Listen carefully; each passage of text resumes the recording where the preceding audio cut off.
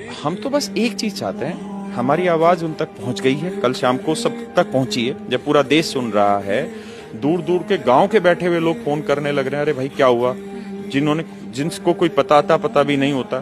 तो सरकार तक ये बात पहुंच गई है। सरकार को ये समझना होगा कि आप एक ब्लाइंड बच्चे को, एक अंधे बच्चे को जम्मू से सेंटर देते हैं एग्जाम का दिल्ली।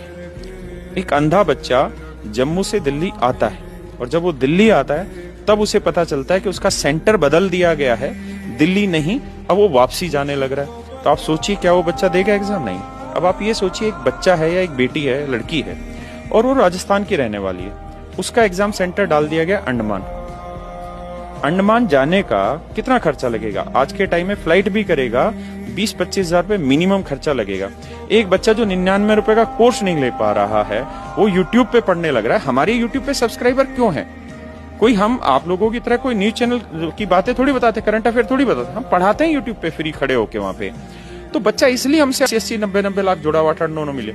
अब सोचिए 25,000 रुपए एक बच्चा या बच्ची देगी और जो यहां से दिल्ली से जाएगा, राजस्थान से जाएगा अंडमान, कैसे पॉसिबल हो सकता है? उस भारत के गांव से जहां आज भी लड़की को अकेले नहीं निकलने दिया जाता है, लड़की के साथ उसका भाई जाएगा या उसकी मां जाएगी, और आप उससे उम्मीद कर रहे हैं कि एक लड़की वहां जाए और फिर एसएससी की तरफ से जवाब ये आता है कि हम अपने टाइम पे धक्के खा के जाते थे। अरे सर, आप अपने टाइम पे धक्के खा के जाते थे तो आप अपनी औलाद को भी तो एक दिन धक्के खिला दीजिए, एक दिन उनको भी तो भेजिए। भाई यहाँ जितने भी बच्चे हैं वो किस बैकग्राउंड के हैं?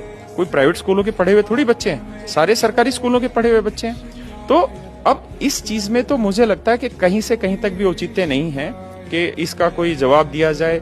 अब जो हमारे अगेंस्ट कैंपेनिंग स्टार्ट होने लग रही कोचिंग माफिया, तो शायद उन लोगों को समझ नहीं आ रही कि अगर आप आज सही गलत की पकड़ नहीं कर पा रहे हैं तो फिर कब इस देश में सुधार होगा।